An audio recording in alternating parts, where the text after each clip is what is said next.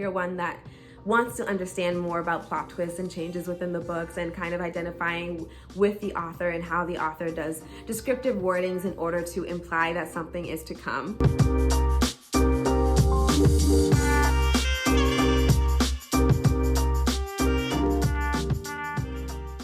This is a little bit different of a video than my past ones. In this video, I want to talk about the importance of annotating. So I work at a school that I absolutely love, and this year our school took a huge initiative of pushing literacy and understanding proper vocabularies in relation to the particular topic or subject that a student is learning. So this year we went through something called best practices. Basically, some of our best teachers would go up in front of us and share with us some of their practices that they incorporate in their classrooms to assist and help our students learn words in a better context. So this is different for English classes, math classes, science classes, right? We don't use the same type of systems or practices to learn a vocabulary word. In English classes, it's kind of a little bit straightforward. But since we are talking always about books, I wanted to talk in that sense. Let's talk about annotating. Right now in the book community, you see annotating to be some fun, exciting, crafty thing. A lot of people put a lot of different color tabs. Sometimes it's about quotes or it's about an emotion that they are feeling. Sometimes people put a tab on a plot twist or something that is developing the story forward.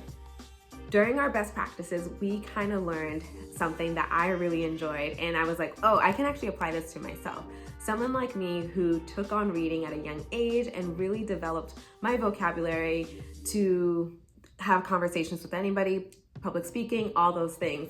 But I really took a hold of reading as an adult because I wanted to enhance my conversations, I wanted to enhance my vocabulary. I just wanted to have a better understanding and have a critical mind where I felt like I didn't have that before. In this particular session that we were in, we were reading an excerpt of Frankenstein, and it was just a paragraph long, and essentially what the two teachers had us do was read the passage one time. Then when you read it again, you want to either underline words that are based off of feelings, emotions, things like that. A separate group had to write questions. The scene that we were reading in the book was about the creation of Frankenstein and how the doctor was essentially kind of nervous but excited at the same time. And then towards the end of the paragraph, he talks about feeling scared about what he created. And so we circled a couple of words that kind of contradict one another, how he was excited about the creation, and then towards the end he was nervous about it. We asked a couple of questions like, how could you be nervous about something that you created that you love so much? Why is it that you spent all of your time and you abandoned everything else in your life for this creation? What was it? What was your motives to make this type of creation? These were the questions that as teachers we were asking about an excerpt that most of us probably never read it before.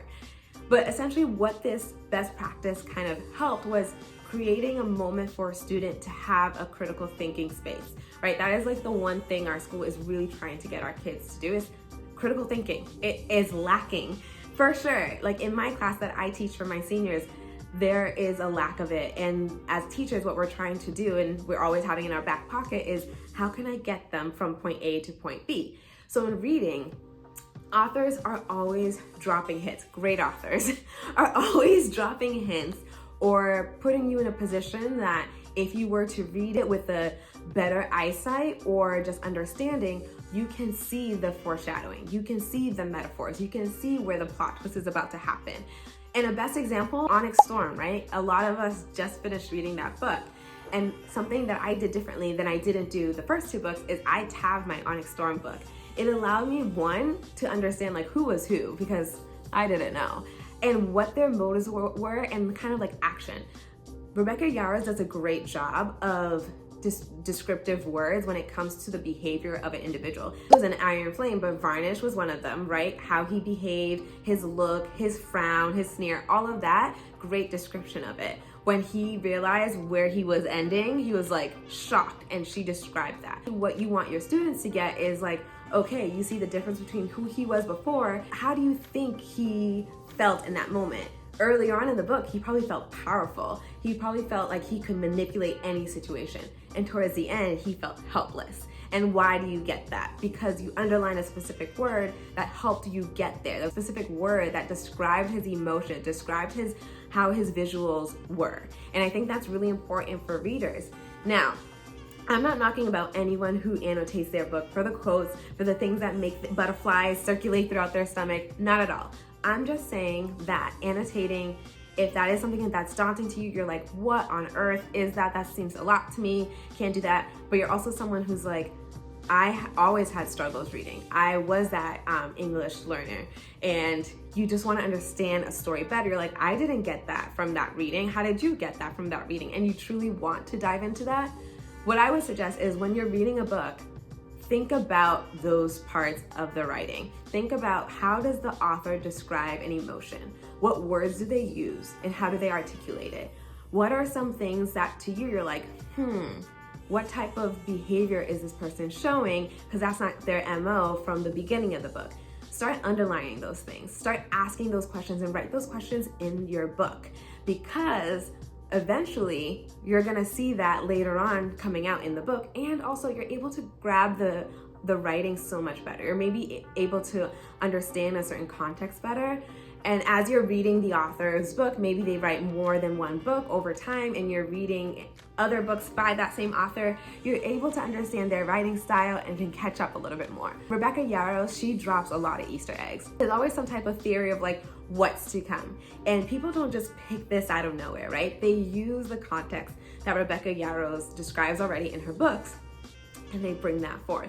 Whether it's the signet that we're finally going to see in Onyx Storm, whether it's Xaden's behavior in Onyx Storm and how he finally was towards the end, there was like a difference in that. But was the ending out of nowhere? Let me tell you something.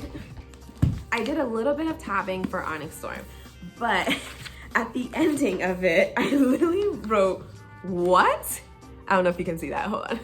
I literally was like, what? Question mark, exclamation point. Because where did that come from? But it didn't come from anywhere. There's portions in the book where Rebecca for sure gave us clues, but it's up to us as a reader to really dive in deep and kind of like analyze her writing. And I think now over time, right, with first Fourth Wing, then Iron Flame, and now Onyx Storm, we're like, okay, we kind of get what you're doing, Rebecca.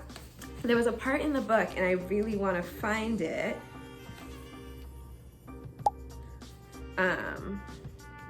Where I wrote, when they were deciding on like their final plan, I didn't know anything about the ending. Thank you to everyone out there there was a collective group that was like, do not spoil this. And I was like, yes, like absolutely, we're not for that. There was a part like later on in the book, clearly like close to towards the end, where they are deciding like what they need to do and what decisions they need to make, who's coming with who, all that stuff, right? And towards the end, I wrote quick prediction, and it wasn't like a prediction or a theory of what's going to happen. It was just like a thought. I wrote, what is Xaden willing to do for Violet to have her back? I'm not gonna spoil it. Even though it's been a week, I just don't think it's enough time to spoil it. Like, what is he willing to do? And it's not just, he's willing to do so much. And towards the end, now we see that like, there's something to it. But this prediction didn't come out of nowhere. This question that I had didn't come out of anywhere. It came out of the fact that throughout this book, Rebecca Yarros provided us like some clues and insight of how each character was behaving and how we came to where we are now at the ending of Onyx Storm. And I think that's where we need to come to when it comes to reading and when it comes to teaching readings to adolescents, right? And when you are reading and when you are describing your book, or when you're sitting with someone who doesn't read at all, because whether it's a daunting task for them, they are uncomfortable, they're insecure about their reading or how fast they read, or they don't understand the same concepts that you may understand. Even for me, it takes me a while. Like, I love Shakespeare. It takes me a while to fully understand his writing and what he's truly meaning. This is where that English comprehension really comes into play, that tactic and practice that these English teachers use at my school. They get a small passage and then they ask the student to then underline words that are descriptive. Write questions that you may have about the behavior of the character. These are things and practices that you can do in small books where it will help you develop a mindset that can help you grow and understand a reading. And I think if you are into the Fourth Wing world, Imperium series, if you're into that and you're willing to keep reading on, despite the fact that some people really had an issue with like Iron Flame and Onyx Storm, I may be one of them, but that's okay. If you are someone that's going to continue with the series, I will still continue with the series. these are practices that I'm gonna put into play. Because Rebecca, why are you putting all these things into the book? Like, why are you putting all these like secrets and like plot twists and foreshadow and like metaphors? Like, please, like just give me simplicity. But then that doesn't help me at all. Anyways, as much as I love Onyx Storm, I honestly love when students achieve in the classroom. And so these are just like thoughts that I have about annotating. As much as I love to annotate and like underline beautiful quotes that I love and just like fluffy things, everything like that, I know there's a bigger purpose to it. So when you are annotating for the next time, know that like, yes, underline your quotes, underline the things that make you happy, but if you want deeper knowledge of the book and understand a little bit more about how the author is thinking throughout the book and really get to a point where you're like, I saw that coming, not sure if I really liked it though, but I saw it coming and because of X, Y, and Z. It's not like a spoiler for you. You kind of know now Rebecca Yarros is always gonna give us a little bit of like, at the end of her books. That's Onyx Storm. And there are other books that I have annotated before. The Before I Let Go by Kennedy Ryan, that's a book that like a lot of the context regarding mental health, those are things that I underline because I find those to be valuable and it was a big point of the book. So let's say a student were to read that book in a classroom, they would see that mental health was the driving force for specific characters in that book. The tools that I can use to help my students, what are the tools that students need to be able to develop their readings comprehension just a little bit more, and hopefully with these tools and with the push in a lot of schools that are pushing for literacy within their classrooms, we will see a change in our stats.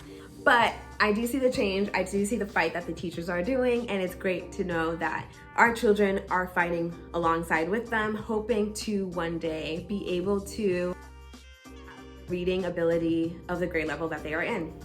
So that's all I have for you. I know it's a little bit of difference, you know, like talking at you, not really sharing much, but I hope the insight of the Imperium series was a little bit helpful for you, especially if you're one that wants to understand more about plot twists and changes within the books and kind of identifying with the author and how the author does descriptive wordings in order to imply that something is to come. It's a little fun, but that's all I have for you guys today. I hope you enjoy. Bye!